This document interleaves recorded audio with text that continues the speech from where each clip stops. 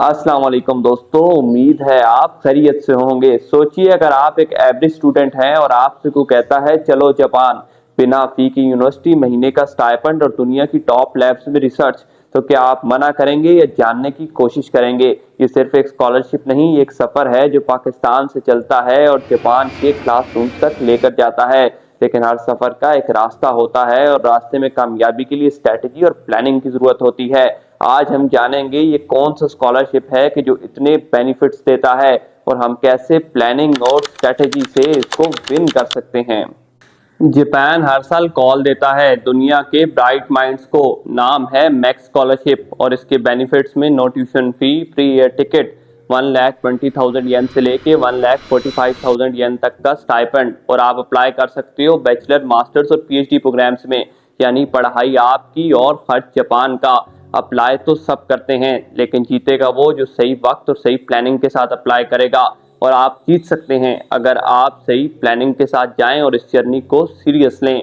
अगर आप इस जर्नी में वाकई सीरियस हैं तो चलिए देखते हैं वो कौन से 4 रास्ते हैं जिनके थ्रू आप अप्लाई कर सकते हैं। सोचिए, एक स्कॉलरशिप लेकिन 4 मुख्तलिफ रास्ते।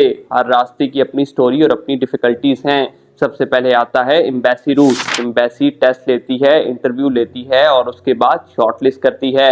उसके बाद आता है यूनिवर्सिटी रूट। आप यूनिवर्सिटी में अप्लाई कर सकते हैं और किसी भी जापानीज प्रोफेसर को कायल कर सकते हैं। इस तरह आप जापान जल्दी मूव कर सकते हैं। तीसरे नंबर पर आता है टीचर ट्रेनिंग प्रोग्राम्स। अगर आपका पैशन टीचिंग है और आपके पास 5 इयर्स ऑफ एक्सपीरियंस है तो आप ये गोल्डन अपॉर्चुनिटी विन कर सकते हैं।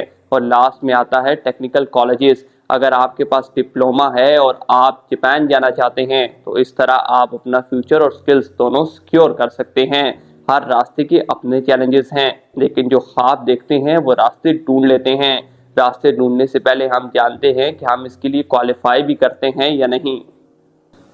अब सवाल ये पैदा होता है कि आप इस स्कॉलरशिप के लिए एलिजिबल हैं या नहीं। सबसे पहले आती है नेशनैलिटी। आपको पाकिस्तानी नेशनल होना चाहिए। फिर है एकेडमिक बैकग्राउंड। अंडर ग्रेजुएट के लिए 12 इयर्स ऑफ एजुकेशन होना चाहिए, मास्टर्स के लिए 16 और पीएचडी के लिए 18 इयर्स ऑफ एजुकेशन, वो भी रेलेवेंट फील्ड में। फिर आती है एज लिमिट। अगर आप अंडर ग्रेजुएट के लिए अप्लाई कर रहे हैं तो एज लिमिट है 25 इयर्स। मास्टर्स और पीएचडी के लिए फ्लेक्सिबिलिटी जरूर मिलती है, लेकिन प्रेफर हमेशा यंग कैंडिडेट्स को किया जाता है।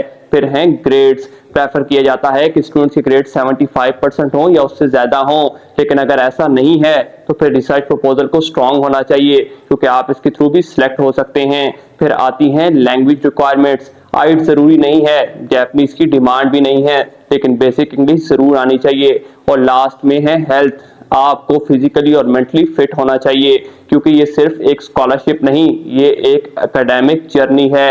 अगर आप इन चीजों पर उतरते हैं तो आप एलिजिबल हैं, बल्कि आप ना सिर्फ एलिजिबल हैं, एक स्ट्रॉन्ग कैंडिडेट भी हैं। अब बात करते हैं उस मेथड की जिसके थ्रू मोस्टली लोग अप्लाई करते हैं और ये स्कॉलरशिप विन करते हैं। नाम है एम्बेसी रूट और इसमें कुछ स्टेप्स इन्वॉल्व होते हैं।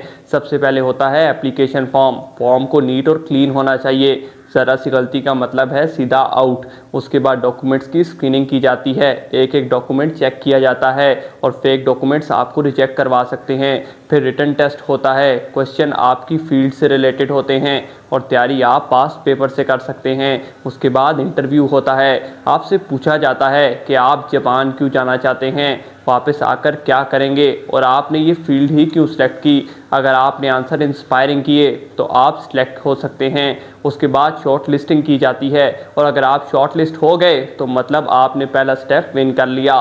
फिर आपकी फ़ाइल को जापान भेजा जाता है और अगर अप्रूवल आ गया तो मुबारक हो, आप जा सकते हैं। अगर ऐसा है तो फिर लोग अप्लाई क्यों नहीं करते, चलिए देखते हैं। अब देखते हैं वो कौन सी मिथ्स हैं जिसकी वजह से लोग अप्लाई नहीं करते। आइट्स देना पड़ेगा, जापानीज सीखनी पड़ेगी, टेस्ट मुश्किल होता है और रेफरेंस भी नहीं मिलता। लेकिन हकीकत तो ये है कि आइट्स की रिक्वायरमेंट नहीं है, जापानीज भी ज़रूरी नहीं है, टेस्ट भी इम्पॉसिबल नहीं होता। आप पास पेपर से तैयारी कर सकते हो और रेफरेंस आप किसी प्रिंसिपल का भी लगा सकते हो। इन मिथ्स से लड़ना है और अपने माइंडसेट को अपडेट करना है, क्योंकि जितना आप क्लियर सोचोगे उतना आप फास्ट मूव करोगे। जब क्लैरिटी आती है तो एक्शन ऑब्वियस हो जाता है।